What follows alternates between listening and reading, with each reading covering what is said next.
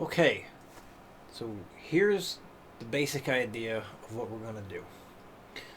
So I have maintenance speeds that I give to people, so this way you have your slow starting speed, which is 60, and then you got your speed cap, which is 120. So two other speeds to do each day are 80 and 100. So basically, you want to be able to at least play 60, 80, 100, and 120 to maintain what you have gained throughout the week. Now, working these things up, going in 20 beat per minute increments, probably not the best idea, especially when it comes to fairly challenging things. Like number 3, for example, with all these different chord changes. This one is a good example of where taking the repeat out and just going up in 5 beat per minute increments could be the best approach. When you come across anything that's challenging, whether it's something you and I do or something you're doing just in your own time, going up no more than 5 beats per minute is an excellent thing to do. And yes, always starting at 60. We'll be when we get to 16th note stuff. That's a starting at 60 is also what we will do. But in terms of like when to start at 60 with a particular subdivision, we haven't talked about that. This is still fairly new. But let's say you're working on something and it is a 16th note pattern and you can't get to 120 on your first day, then it's too fast and it's better to work up eighth notes. So that's just some food for thought that we'll tackle later on down the road as we get to faster and faster stuff. So let's say with number 1, you can already play it at 60. We know that. Excellent. So then you can try 80 next and see how it goes. And if you notice the things, well, like you said you were practicing the upbeat stuff too. So you said at 100, I think you said you were okay, but like 105, 110, things start to drift. So with that in mind, I'd say day 1 to make sure you're not spending a crazy amount of time on stuff. Take all of these, remove the repeats, go up in increments of 5 for everything. Just slowly build it up to that 120. And then the next day, try going up in increments of 10. And the reason why I'm suggesting that is because of time. Because going up by increments of 5 with 5 different things could take a bit. But then again, we're only going up to 120, so it might not take crazy long. Going up in increments of 5 will also allow you a better chance of seeing or hearing when things start to get off. So, but basically, once you're feeling pretty good at the 120, then you can go up in increments of 10 like the next day, and then try doing the increments of 20. Eventually, definitely put the repeat back in. I say when you're working on the 20 beat per minute stuff, have the repeat there. So there will be a bit of personal judgment as to should you take the repeat out? Should you go up by 5s? It's always a good idea to go up by 5s, especially with a new thing. But, as you progress throughout the week and things get easier, it's not necessary to do the exact same thing over and over. Now, if this was a pure speed building type thing, then yes, always start at 60, always go up no more than 5 beats per minute. But this is not pure speed building. This is about just improving your rhythm. So, as things get easier, you don't have to do so many tiny increases in speed. So, I hope that makes sense. But if you have any questions about that, if you would like any clarification about what I said, please let me know. So what I'm going to do is demonstrate all 5 of these at 60 and 120. So this way you can listen back and make sure everything sounds good.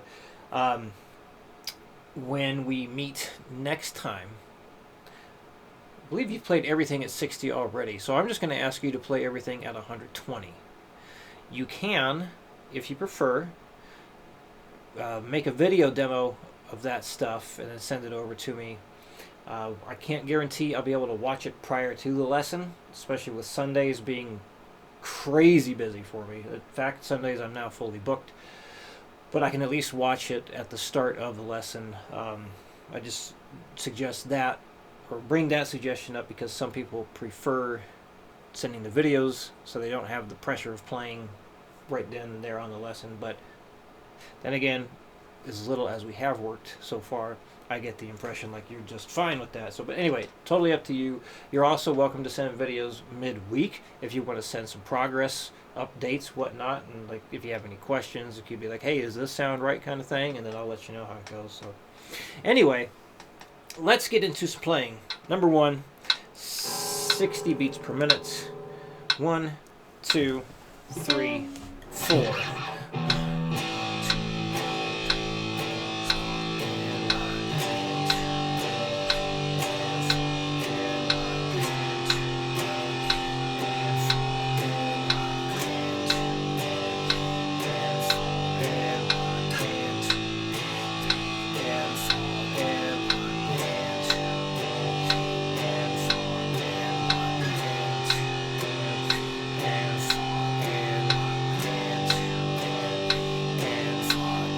Done. 120. 1, 2, 3, 4.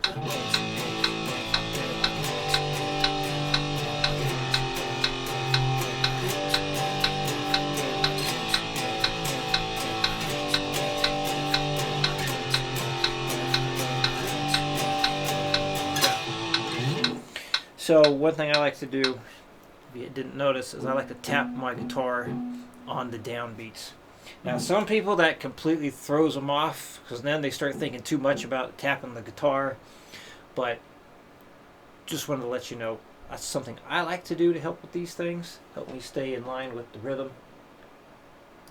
Possibly worth a try and see if that helps you not drift at the faster speeds.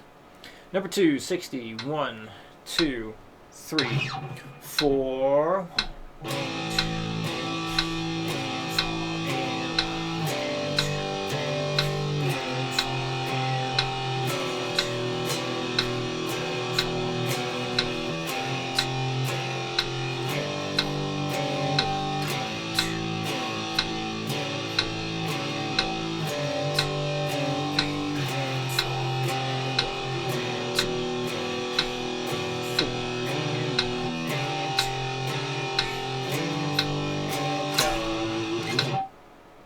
Twenty.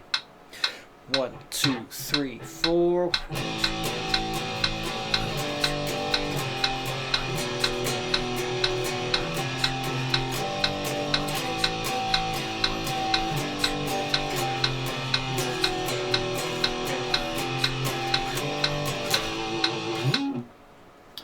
right, number 3. So many chords. 60 beats per minute. 1, 2, 3, 4.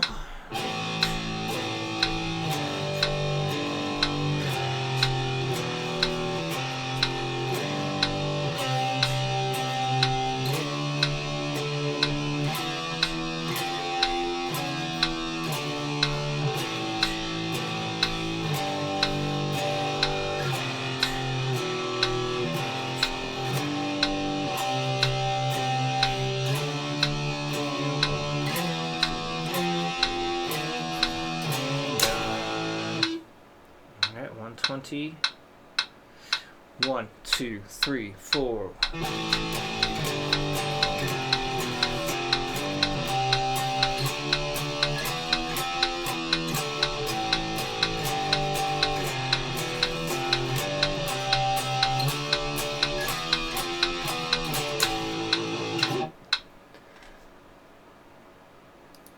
That's one of those chord progressions. You just want to know it, so this way you're not having to think too much as you go. All right, number 4, 60 beats per minute. 1, 2, 3, 4. And 3, 4, and 2, 3, and 1, 2, and 4.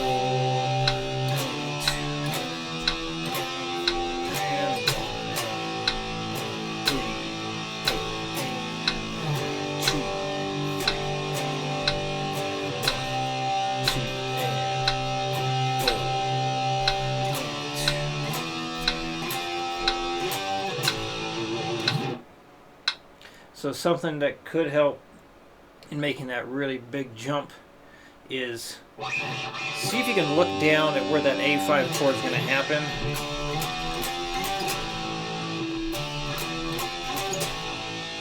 Which can be kind of difficult because you're like watching yourself climb up, right? But as soon as you get to that G5, look over where the A5 is going to be. So this way you're not, I guess, jumping blind to get down there. And all right, here we go. 121, 2, 1, 2, 3, 4.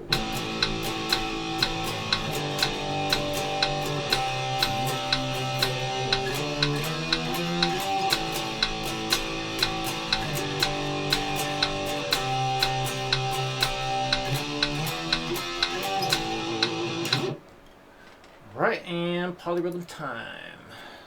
60 beats per minute. 1, 2, 3, 4, 1.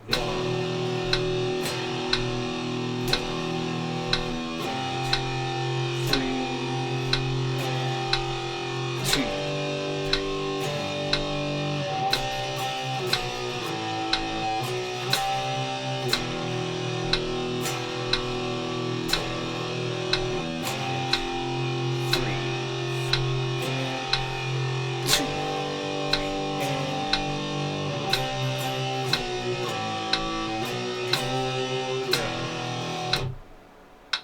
One 20.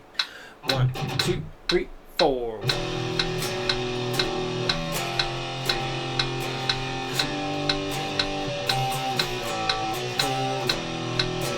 4. 3, 2.